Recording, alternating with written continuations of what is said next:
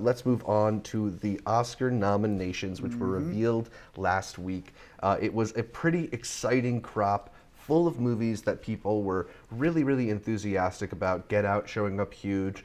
The Shape of Water having a Lord of the Rings-like type of nomination streak with 13 nominations. Lady Bird getting into a lot of the major categories, including Best Picture and Best Director. But there are some snubs that people are talking about with Steven Spielberg, Martin McDonagh, and Luca Guadagnino all losing out Best Director nominations. Art, what was your big reaction to the reveal of the Oscar nominations last week? Either y'all agreed with me that James Franco didn't deserve his best Oscar nod, or y'all Vanity Faired him. You heard about that? Yeah. He was in the Vanity Fair cover and they just cut him out.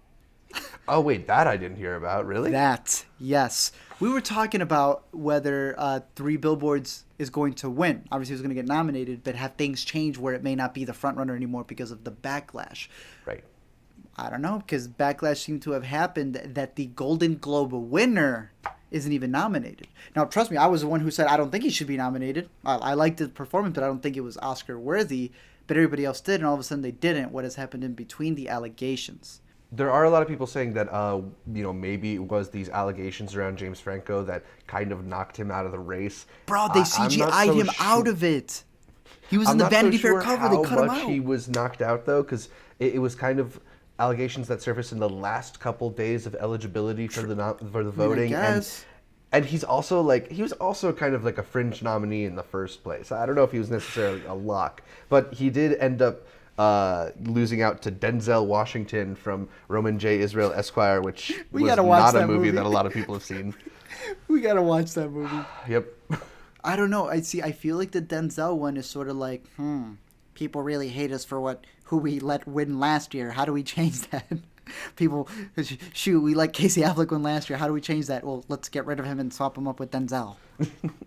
It did kind of occur to me that I feel like Denzel is now asserting himself as this he's male Meryl Streep or king of Hollywood, especially now that Tom Hanks lost out on yet another great performance between this, Captain Phillips, Sully, and The Post. He's now gone several years without getting a Best Actor nomination. It's disrespectful. It's disrespectful. We're not going to mention how disrespectful it is. Do you know when someone just reaches such a degree that they give you greatness all the time? You take them for granted. You just call them good? Yeah. That ain't right. Yeah. I mean, it's what we're doing with Meryl Streep, except we still give Meryl Streep Oscar nomination. She got her record 21st nomination, breaking her own record.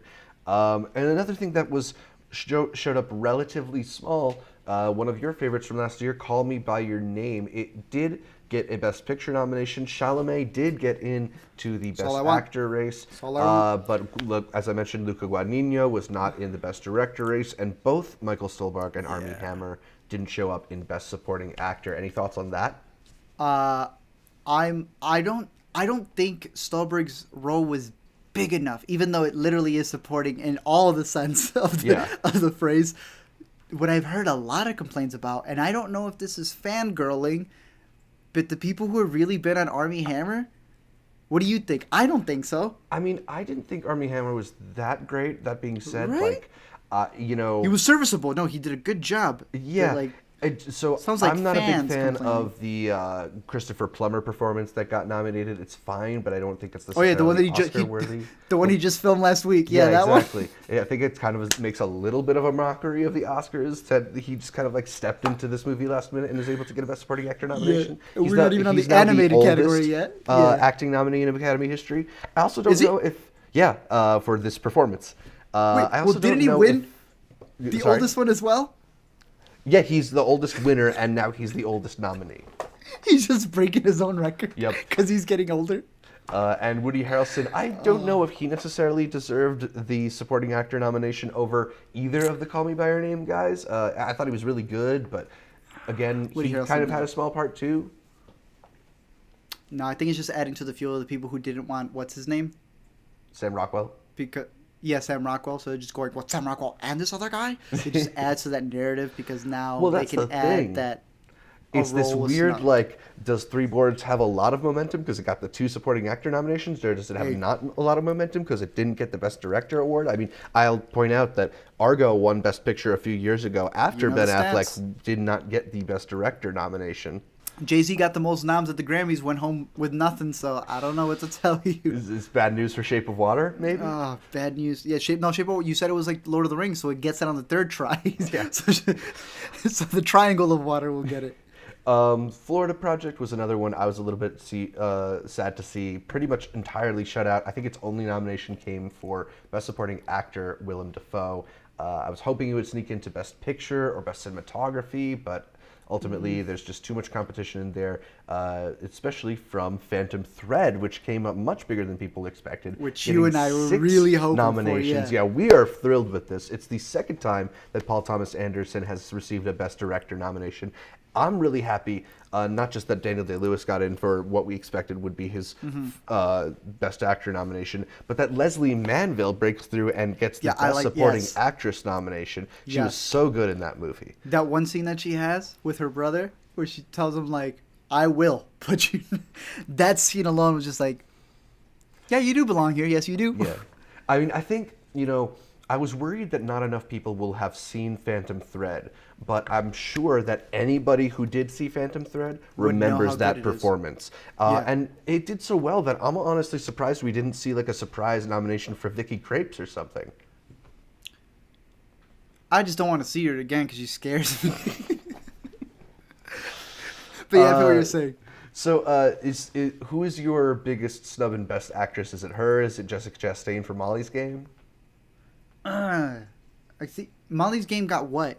Script? Best screenplay nomination? Yeah, adapted screenplay. Which is what it should have gotten. I think Jessica deserved to get in there. Who would you swap for her? I mean, Name them. It's always hard to say Meryl because she's always good, but it's just And like, no, the post was good though. how many times do we need to give Meryl another nomination? Yeah, I know, but this one was good, right? Yes, it was Like really Ricky good. and the Flash, that other stuff. Those Yes. were like, I will argue with you with those, but it's gotten to the point that because you nominated with all those, when she gets a rightfully deserved one, like for the post, you then throw in that narrative of Exactly, it does complicate things. I mean, and it's hard because it's a really good field this year. I wouldn't nominate her over Sally Hawkins, Frances McDormand, No. Margot Robbie, Saoirse Ronan. So, Yeah, she don't belong there.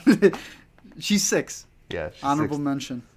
Have her announce the award. Yeah, except in Casey Affleck's place. Yeah, why not?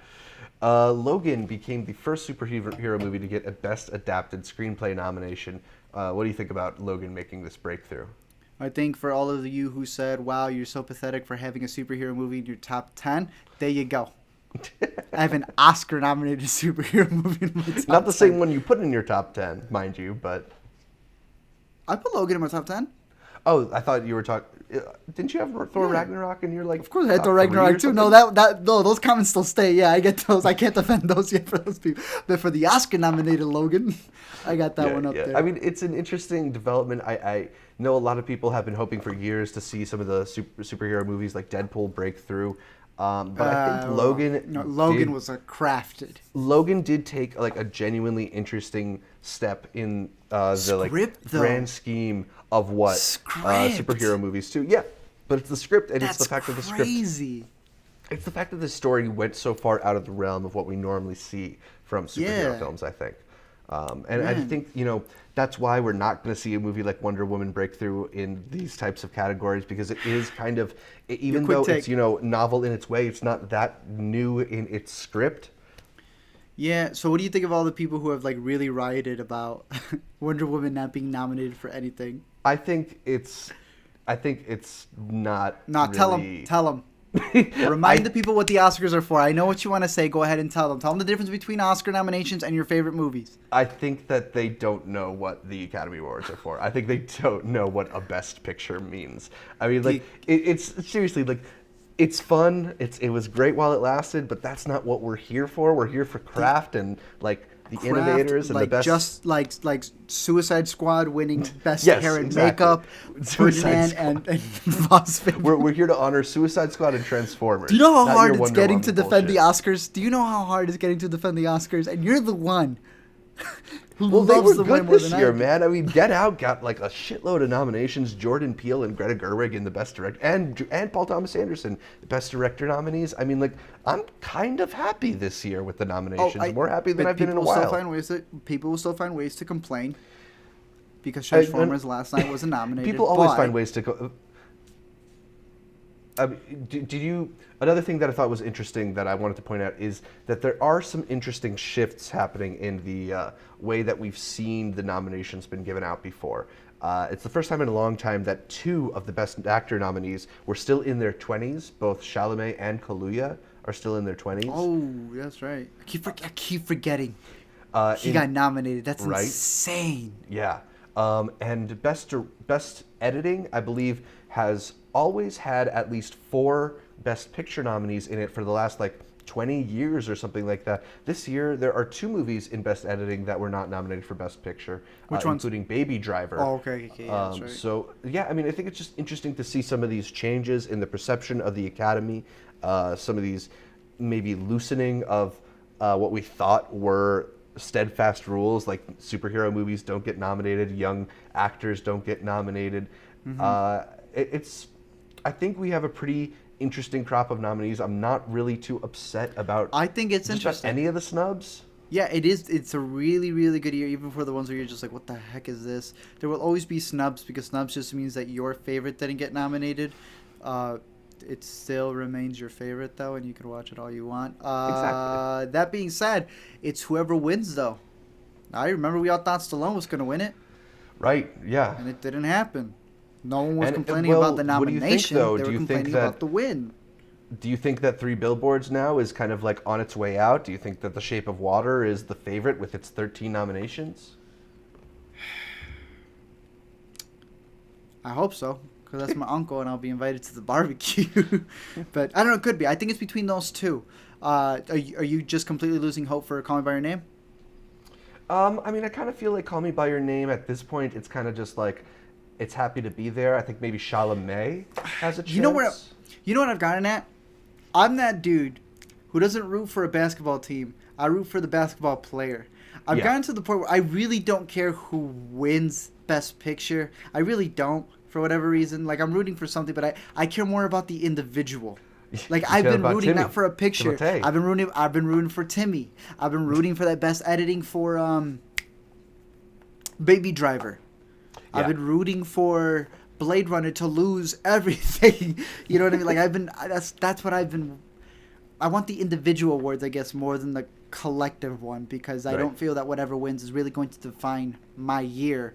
But I do know that whatever individuals win, it can propel them to the next level. Right. And that, So for that's- me, is why I'm kind of excited to see Get Out in so many of these categories. I'd really love to see Jordan Peele go Get home with Out. an Oscar, whether it's for screenplay or director or picture, Blumhouse any of them. nominated. Holy smokes. It's just so cool that it actually made the. I mean, and I think it deserves it. You know, it was the movie that dominated conversation this year. So for me, I just think it's.